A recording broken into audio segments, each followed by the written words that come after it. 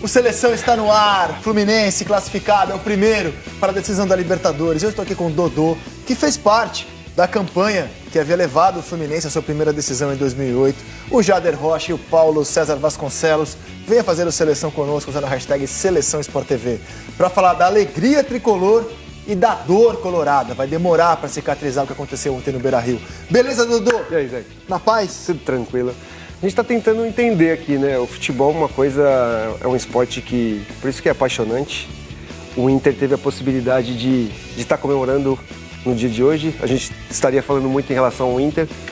Mas quando tem uma máxima no futebol que é desde que o chão era de terra. Quando você não faz as oportunidades que você cria, você dá margem para tomar o gol. E foi o que o Fluminense fez. O Fluminense não desiste. O Fluminense mesmo desorganizado, porque eu acho que a questão é além da técnica, da tática, é a questão do Fluminense querer muito. O Fluminense quis e com bolas que a gente já sabe como o Fluminense joga, tocando, fazendo as jogadas e envolvendo o teu time, o adversário. Então, o Inter teve a possibilidade, não marcou, o Fluminense foi e foi épico, como você falou, né? É muito legal porque, como você citou, eu vivi um pouquinho isso com o Fluminense, então não tem como você abrir mão de tudo isso, né, cara? É uma situação que eu sei que a torcida do Fluminense está pensando hoje, está imaginando, está projetando. Então é uma noite realmente que fica para a história. E depois você ajuda a gente a pensar o que tá rolando na cabeça do Ener Valencia. Porque ele é fundamental para o Internacional ter chegado à semifinal. Marcou gol no Monumental contra o River, marcou gol em La Paz contra o Bolívar. Jogou muito bem no Maracanã, vinha jogando bem no Beira-Rio. Tem a chance de matar o confronto. E o grande personagem que coloca o Inter na semifinal é também o grande personagem que tira o Inter da final com os gols perdidos. Como é que estará a cabeça hoje de Ener Valencia? Jader Rocha, boa tarde a você, bem-vindo ao Seleção. Tudo bem, prazer estar de volta aqui, Zé, Dodô, PC, pessoal em casa. E eu acho que eu vou ficar com a figura do Valencia para abrir esse nosso papo aqui, porque primeiro de tudo eu quero me solidarizar com o Valencia, que para variar foi vítima de vários insultos, ataques racistas e tudo mais, né, que infelizmente o esgoto das redes sociais permite, né? Essa coisa de você tentar justificar a partir de uma agressão que não tem cabimento, né? Isso é inexplicável. Então, a partir daí, eu quero deixar aqui a minha solidariedade ao Valencia por ter sofrido esse tipo de ataque que, infelizmente, ainda continua a acontecer em grande escala, né? Aqui no Brasil. Se acontece alguma tragédia, alguma coisa, você sempre escolhe um personagem e a partir daí você acha que tem o direito de tecer qualquer tipo de comentário sem escrúpulos, sem educação e mais do que isso, infringindo até a lei, né? Mas tomara que as coisas sejam apuradas e o Valencia saia dessa situação. E inevitavelmente que o torcedor do Inter vai personificar no Valencia a perda da vaga na final.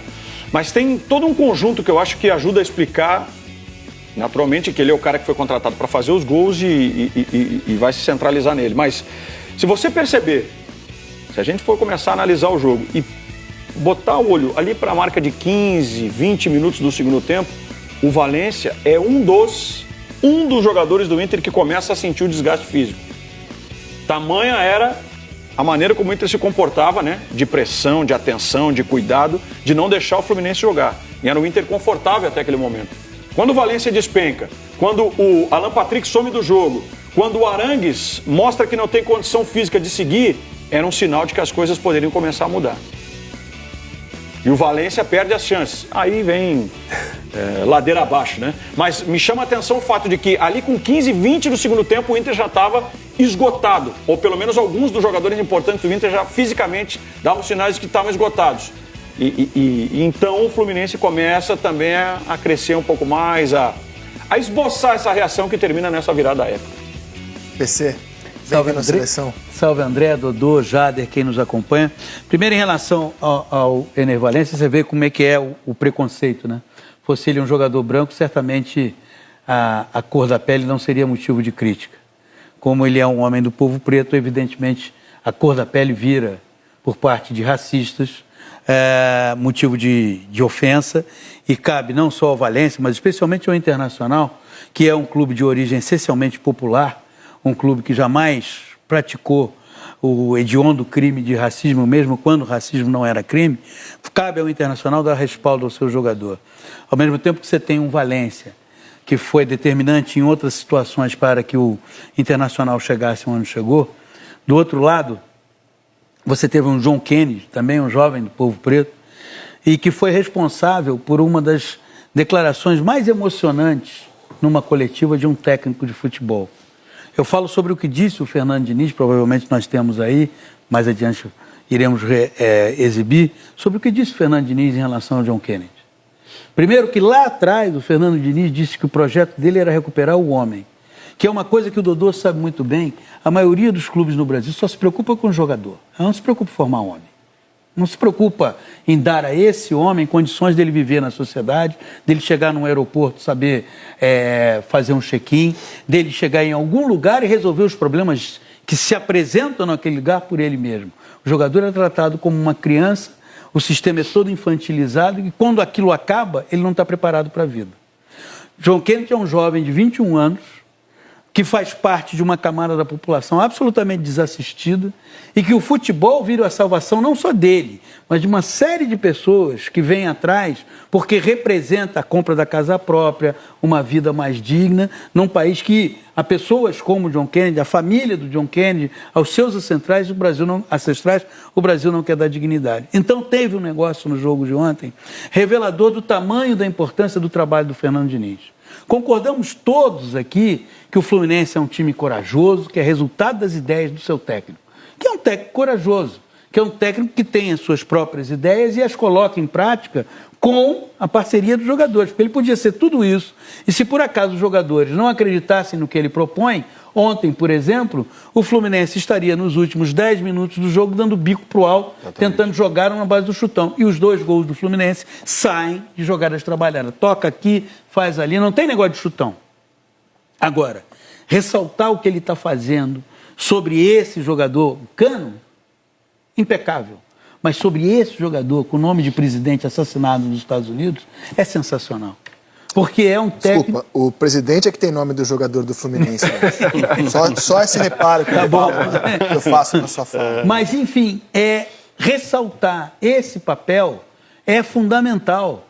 Porque é um jogador que, muito provavelmente, alguns deram como, isso aí, sabe como é que é, né? Se perder. A frase esse é mais um, né? A frase mais fácil é dizer se perdeu.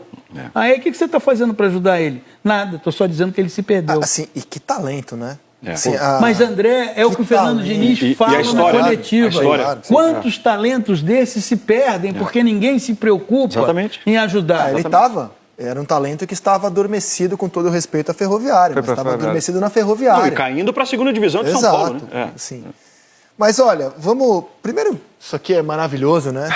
Para o Fluminense. Para o Fluminense. Bela sacada. O L duplo ali do Germancano, ele teve 3 oportunidades de gol. Marcou 3 gols.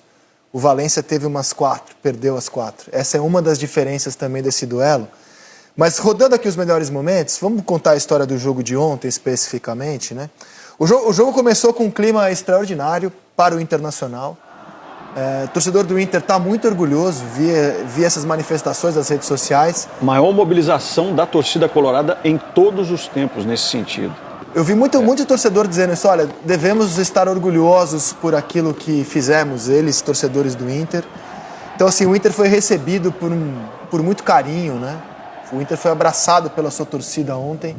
O Beira-Rio pulsou, empurrou o Inter e deu certo em 80% do jogo. Inclusive, se a gente for falar aqui em ideia de jogo, eu acho que é perfeitamente plausível afirmar que a ideia de jogo do Inter prevaleceu sobre a do Fluminense ontem. O que você acha, Dodô? Eu concordo, porque o jogo se encaminhou para um Inter que controlava bem o Fluminense. O primeiro tempo do Fluminense foi o primeiro tempo que a gente falava, o Fluminense não veio para o jogo, o Inter está conseguindo neutralizar. O gol também ajuda, né? A bola parada com a infelicidade que o Fábio teve, né? De tropeçar no Nino, né? E acontecer o gol que a gente está vendo aí. E o segundo tempo, o Fluminense até que conseguiu voltar um pouco melhor. Mas a partir da entrada do John Kennedy. Com as mudanças, e eram mudanças previsíveis que a gente já sabia que aconteceria. O Fluminense voltou, mas mesmo assim o Fluminense não conseguiu colocar o Inter nas cordas e massacrar o Inter. E aí, o que acontece? Teve as oportunidades do Inter matar o confronto. E aí a parte técnica do jogador tinha que entrar no jogo e não entrou. O Ener Valencia, Doutor, infelizmente, não conseguiu. Deixa eu te fazer uma definir o pergunta, jogo. porque você é do